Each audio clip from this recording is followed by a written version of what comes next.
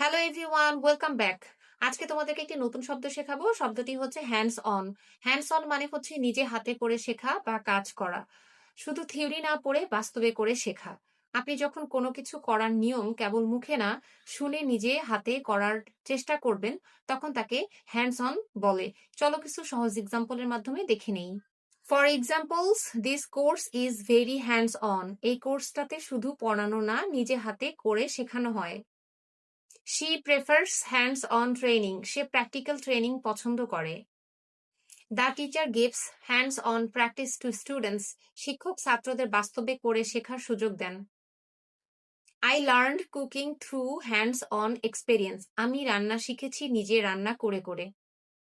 Hands on learning helps students understand better. হাতে কলমে শেখা ছাত্রদের ভালোভাবে বুঝতে সাহায্য করে।